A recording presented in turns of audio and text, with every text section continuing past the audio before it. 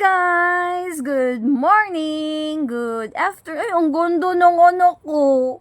Ang ganda ng anak ko ay! While waiting kami guys, kasi mamaya pa yung class niya, mga ilang oras. Oo. Meron ako, before ko kasi makalimutan, meron akong gustong isabi. Ha guys? Konti lang naman siya guys. About lang siya sa... teka lang.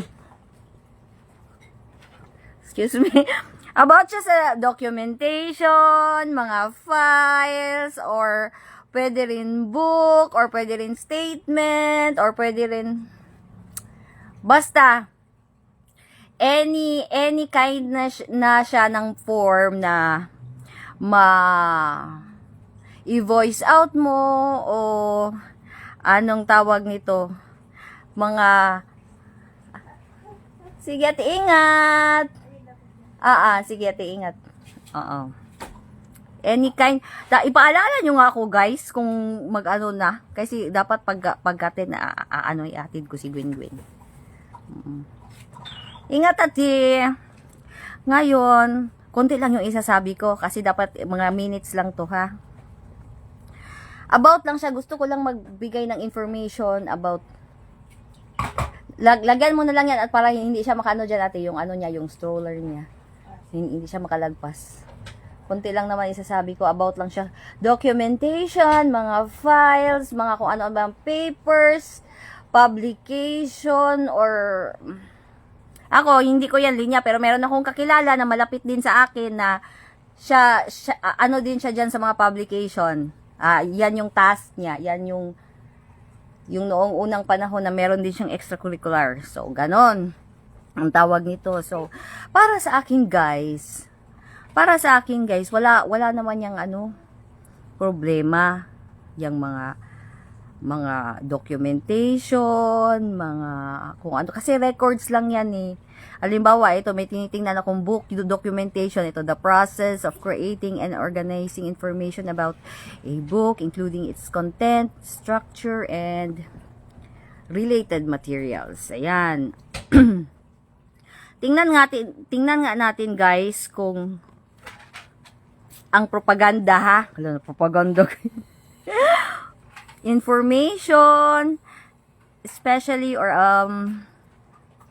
ano ba to? Teka lang. Used to influence or persuade, propaganda.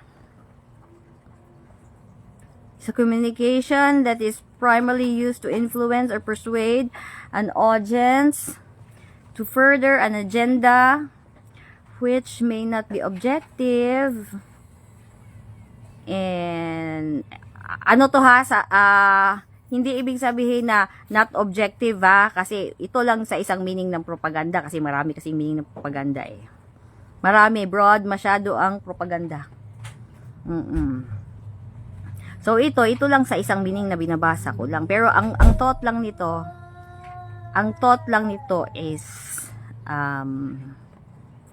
tool kasi siya sa pag-influence ng mga tao guys eh.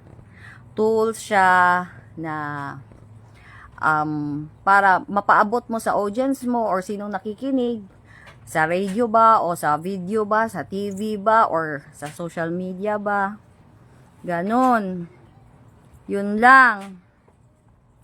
Ngayon konti lang to guys, ilang minutes lang guys, kasi hatid ko yung anak ko guys. Isasabi ko lang sa inyo guys na wala man sigurong, para sa akin guys ha, walang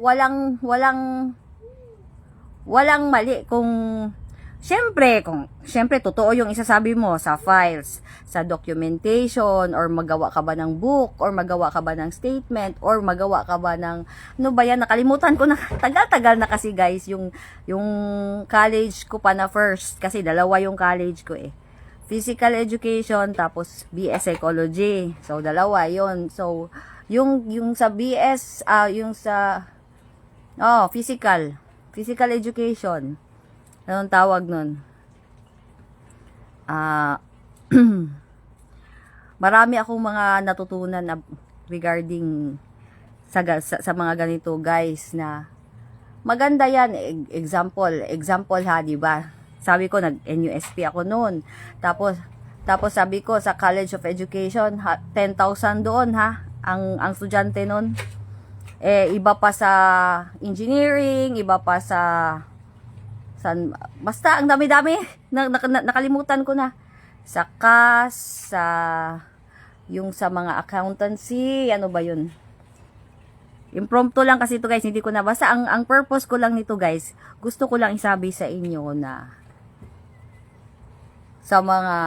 sa mga dula sa Bisaya, dula or laro na mga ganito, battle ng mga politika, importante talaga yan ang propaganda, di ba guys? Ang isa kasing tool sa propaganda, ito na yun guys, yung documentation, mga files, mga kung ano-anong papers na, kasi written lang yan siya ng materials, kung sa mga ganyan na book or sa mga documents or sa mga papers, written lang yan siya ng materials ba, na record mo lang yan ba, na i-file, or kung true to story, documentary, di ba, meron ng ganyan. So, para sa akin, walang problema kung tama ang ipagsasabi, ha? Hindi naman yung mali yung pinagsasabi, iba na din yun. Pero kung tama naman ang ipinagsasabi mo, i-document mo yung, halimbawa, life story ni itong si Juan. Oo. Or kahit hindi whole story, kahit yung story lang niya, yung nagmadre ba siya, ganun, or story siya, yung nag-struggle pa siya sa buhay niya, yung hindi pa siya nag-graduate, or pwede yan, hindi whole story, depende, or story niya, yung nakapunta siya doon sa Amerika, anong nangyari doon sa kanya sa Amerika, ganun, maraming story guys, or story ba niya na naging presidente siya, to ano yung mga nangyari na naging presidente siya, or marami yan guys, yung about na senador pa siya, about na barangay captain pa siya, marami yan siya guys. So, para sa akin, ito kasi sandali lang kasi ako 163 ako, tagabantay ako ng ngayon bago lang umalis yung ko assistant. Oo, para sa akin guys, walang problema yan, documentation or magawa ka ba ng book or magawa, kasi halimbawa gusto mo lang ipaabot sa mga tao. Ang mga tao, yun na yung audience mo, yun na yung mga kung sinong gusto mong iparinig, di ba? Oo, na ito yung mga nangyari sa kanya. Pumunta siya sa cancer na mga tao, nagtulong siya, pumunta siya dito sa mga preso, namigay siya ng Jollibee, 'di ba? Pwede din 'yan. Pumunta siya, marami na gusto mo lang i-share sa tao kasi yan na tao. Hindi man yan siya magmatter kung sikat ba yan, personalities or ano ba yan siya na tao. Basta gusto mo lang i-share ang about diyan. 'Di ba? Yun So para sa akin, wala sana yang problema kung mag-share ka ng isulat mo yung story niya. Or pwede rin magsulat, iba naman yun, yung hindi naman totoo, hindi mga true story, iba din yun. So, ito, nagsasalita tayo about sa mga true story ng isang tao. Documentation, high school pa siya, or ganun, pwede yan. So, ang point ko lang ito, kasi sandali lang naman ako guys. Kung meron man kayong magigets na kung ano ba tong about pinagsasabi ni Amazona, about lang to siya sa akin na unang-una wala akong kinakampihan guys ha. Wala akong kinakampihan sa kahit sino. Pero nagsasabi lang ako sa reaction ko lang sa isang bagay na hindi naman siya parang para sa akin, mas okay nga kung isabi mo yung tao habang yung presidente siya, nagpunta siya sa cancer, yung habang yung presidente siya, nagpunta siya sa kung ano-anong tinulungan niya, 'di ba? May tinulungan siya sa example, nakatulong siya sa preso, or example, ang gulo-gulo ng Mindanao, naka-negotiate siya doon, 'di ba?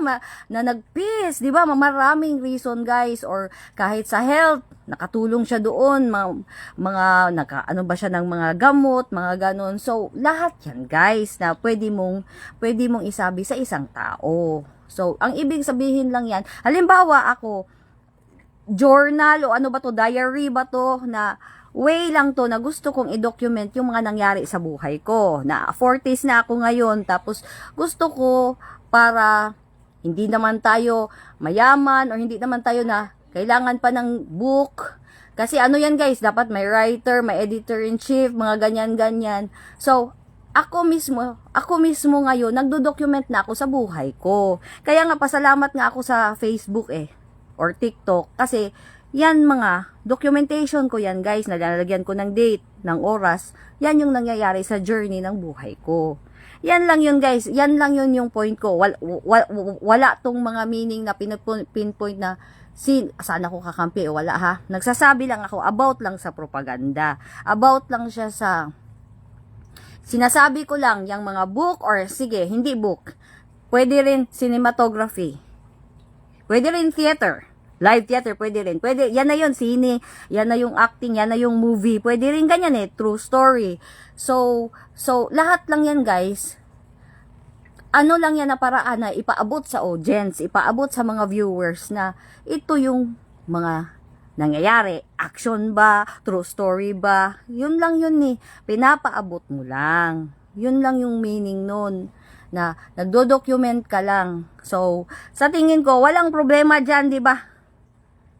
Oo, wala namang problema dyan kung isasabi mo yung mga katotohanan.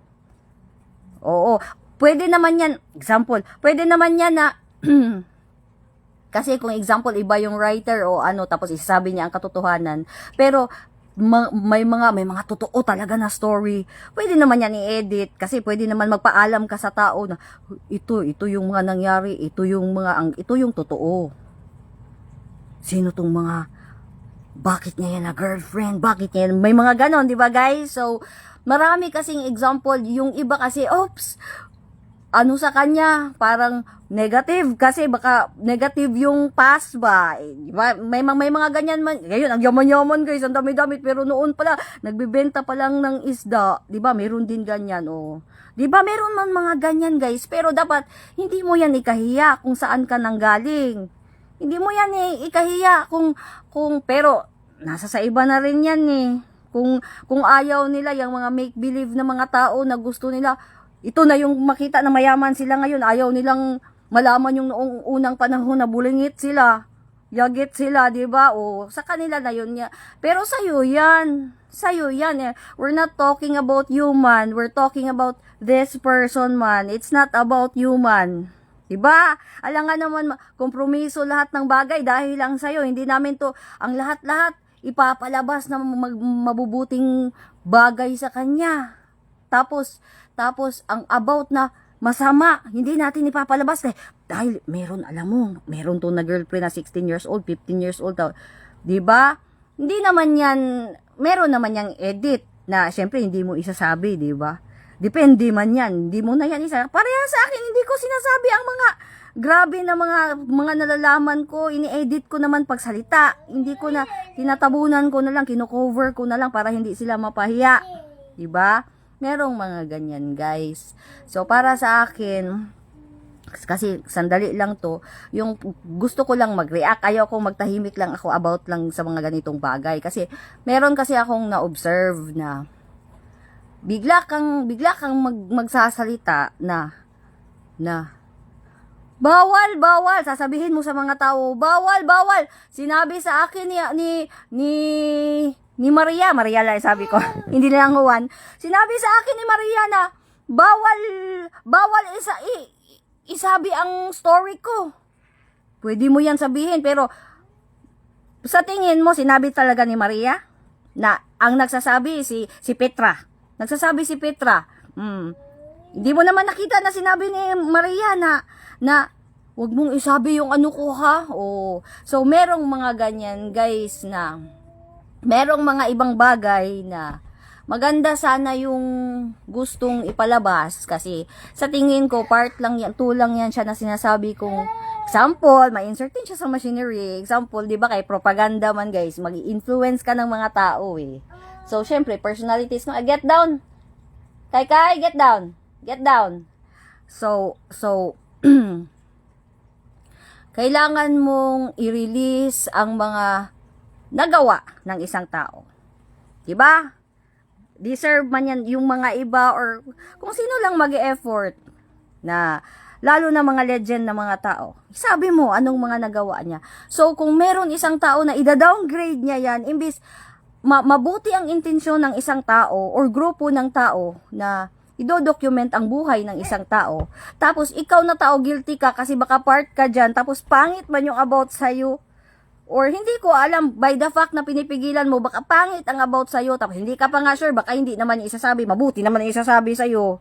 Pwede namin di, sige, pero, hindi, kasi true story man to, hindi namin pwede na, kinuha ka doon sa London, tapos kinuha ka lang pala sa bangkiruhan. Diba, hindi man yan pwede guys, dapat totoo din, pero hindi na lang namin isabi kung, yung mga below the belt na, hindi na lang namin yun is, pwede naman yan ganyan. So, ang point ko lang ngayon, kasi madalian lang to guys, ang point ko lang ngayon guys is, wag kang i-downgrade mo ba na, ayaw namin yan, gagawin mong, imbes documentation, or book, or mga, kung ano ba yung, magawa ka ba ng story, na clippings lang na hindi story talaga ng film. Halimbawa, clippings lang, 30 minutes lang na mga documentation na yung mga ginagawa na ngayon na parang news or hindi na siya news pala. Para lang documentation lang ng isang bagay. Oo. 'Di ba? Tapos ida-downgrade mo ng ayaw namin gagawin mong floor contemplation or ano ba yan, parang ipapakita mo sa tao na cheap na downgrade ang isa sanang bagay na documentation yan, book yan, about yan sa isang tao na mga nagawa niya, na achieve niya or mga na-experience din niya na kasali yan dyan eh, di ba? Tapos bigla mong sasabihin na ayaw, bigla mong sasabihin na example, ano ba yung story? Hindi ko na lang, kung ano-anong mga story na, kung parang, excuse me guys, parang mabantot na style anong tawag nito? Parang ipapakita mo sa tao na, ayaw ni Pulana ng ganyan. Ayaw ni Pulana ng sure ka ba? Nakita mo ba, tayo guys, nakita ba talaga natin si Pulana na nagsabi siya na ayaw? Diba? Si Petra lang ang nagsabi niyan, di ba? Kasi yan din yung isa yung titingnan nyo, guys, na mo ay kay close it. So, yan din yung isa yung titingnan nyo, guys, na yung isang bagay na yun sana yung subject, wala ding magawa. Example, di ba? Walang magawa dahil may mga bagay na deprive of liberty. So, wala siyang magawa, di ba? So, titingnan din natin, kaya nga ako hindi lang ako, lahat na nagvo-voice, nagko-congratulate ako, nagpapasalamat ako sa mga nagvo-voice, sa mga walang voice. Di ba? Kasi, maganda man yan, guys. Yung mga nagre-reaction, lahat, guys. Sige, sabi ko na lang, sa side ni maestro or sa side ni matanda, nagre-reaction, nakaka-help man yan, lalo na ngayong social media, kung anong reaction natin, para yung mga analysis natin, di ba, ganun. So, ito, wala akong kinakampihan, ha, pero meron lang akong, hindi ko mapigilan yung sarili ko, guys, na hindi ako magre-reaction. Kung sa related ng documentation. Kasi ako, di ba, ganyan din ako, guys, para akong nagdo-document sa sarili ko. Mga nangyayari sa buhay ko, dino-document ko para pagdating ng panahon, malaman ng mga anak ko anong nangyayari sa akin, sa amin, not true na nangyari. Di ba? Ganun yan. So ako, parang, nakita ko, merong mga grupo ng tao na gusto mag-document sa isang tao. Oh. Tapos, sasabihin ng isang tao na, wag! Ayaw niya ng mga ganyan, oh. 'Di ba? Sa tingin ko, guys, para siyang merong something na bakit ayaw? 'Di ba? Bakit ayaw? Sino may sabi na ayaw? 'Di ba? Oo. Kasi sa tingin ko, 'di ba advantage yan sa isang tao na ido-document mo? Kasi meron din akong parang A1 din na hearing na document yan siya about yung no kay. Pumunta doon sa, ito yung narinig ko yung pumunta daw doon sa cancer victim, tapos meron pa yung isa. Yan lang yung isa-isabi ko, ha. Shh, kay! You close it, kay. Close it. Oo. Yun. At saka marami pa.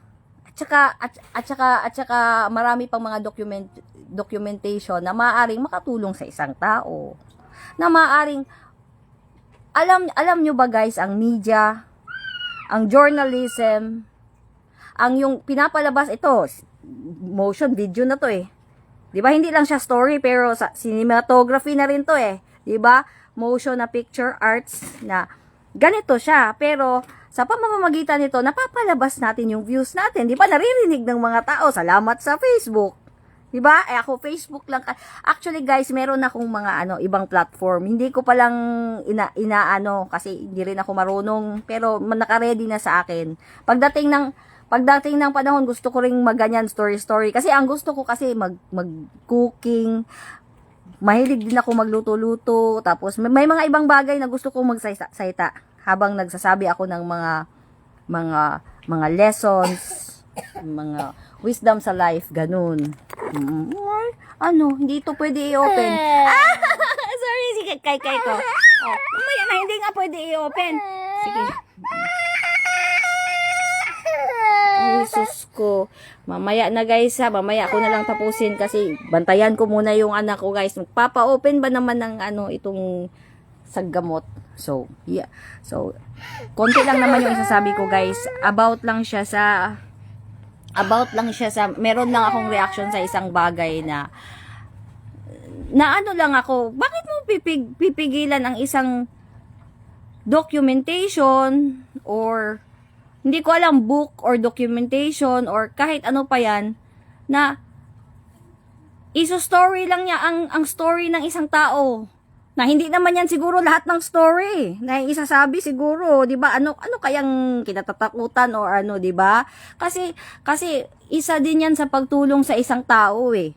Para din siya kung ano mang asan siya ngayon, 'di ba? Alam nyo guys, halimbawa sa mga cases na hindi pa nasosolve, ang laking tulong ng mga yung journalist, yung mga reporter. Ang laking tulong guys, kasi ako guys, noong unang panahon nagkarapatan, 'di ba ako? So nagdo-document kami, kami, sulat kami, lahat-lahat actual 'yan ng mga kung ano nung pinupunta namin, pinipicturean namin, tinatanong namin. So sa pamamagitan namin, natukoy namin saan nilibing yung mga NP. Naghukay pa kami doon sa, hindi ko na lang isabi kung saang lugar. Sige, sabi ko, sige, wag na lang muna. Oo, naghukay pa kami doon na lugar, sa pamamagitan ng pagtanong-tanong namin. Oo, so, sige, i-open natin. Malaking tulong yan. Yang media, yang pagsasalita natin, yang mga tanong-tanong natin, maraming nasusolve na case dahil dyan. Diba? May mga gaya. Halimbawa, sa mga preso din, marami tayong matutulungan. Yun pala, walang kasalanan. Mapalaya natin. May mga ganun, guys. Diba? Maraming bagay na makakatulong tayo through na spread natin yung awareness. Spread natin, mag-document tayo, magtanong tayo, mag-report tayo. Diba? Diba guys? Diba? So, yun lang yung purpose ko. Kasi sa tingin ko, yun lang yung purpose sana ng mga tao na gusto ding magganyan, mag-write, magsulat ng mga kung ano-ano. Oo. Kasi, ako, gusto ko ding magsulat, hindi ako, ipapacheck ko pa yan sa anak ko, sa mga grammar, lahat-lahat, yung mag-edit sa di ba? May mga ganyan, kaya nga may tag correct, may tag direct to the point dapat, may mga ganyan. Halimbawa, kaya nga may director na magsasabi na hanggang dyan ka lang, wag ka magsabi ng marami. Tapos meron ding beautician, dapat ito yung mo para hindi ka pangit sa video, ganon. So, meron yung mga ganyan, guys. Ang point ko lang, ano ka ba? Nakakatulong ka ba? Or babag ka? Or lalo bang nagiging problema tong isang tao dahil sa'yo? May mga ganon. Kasi kung hindi ka nakakatulong, pwede tabi-tabi. Kasi kung hindi ka nakakatulong, wala kang alam, tapos sasabihin mo lang, wag mag-story-story. Wag hindi mo alam yung story na yan. Malaki yung process yan eh. Para kung anong struggle natin ngayon na para makalaya yung isang tao, isa yan siya sa isang hakbang sa hagdanan na makatulong tayo. Kasi hagdanan man yan guys na marami. Na hindi, ano man yan guys, di ba? Halimbawa, walis tingting. Hindi pwede isang tingting. Dapat marami siyang tingting. Mawalis natin, di ba? May mga ganon, di ba? May mga ganon. So, ang point ko lang ngayon guys is, about lang siya documentation, about siya files, about siya book. Malaking tulong yan guys, yang mga ganyan, kasi mapapaabot mo man, ano lang yan, written materials lang yan, na mga facts and records lang yan, na gusto mo lang ipaabot sa mga tao, or sa mga, para maparinig mo rin yung mga tao, diba? Kung ano mang topic, kung sa ano pa, kung ano mang content, diba? Na, ito si Juan, ganito si Juan, ganyan, diba? So, may mga bagay na, para kang maano, bakit may isang tao na ayaw niyang dapat walang ganyan. Hala, sino bang, doon ka mag-isip ba, bakit ayaw ng isang tao na mahayag ang mga katotohanan sa isang tao, 'di ba? May mga ganun, 'di ba? 'Di ba, guys? So, mamaya na lang kung meron akong time, isasabi ko marami ha, kasi babantayan ko muna yung anak ko guys, kasi mamaya mag-aaral siya guys ha. Bye bye guys, mag-explain ako about Kai, no Kai, mag-explain ako about sa mga ganyan ha, mga kung ano-anong written materials. Sige guys ha, I love you all. Good morning, good evening, good afternoon. Bye-bye.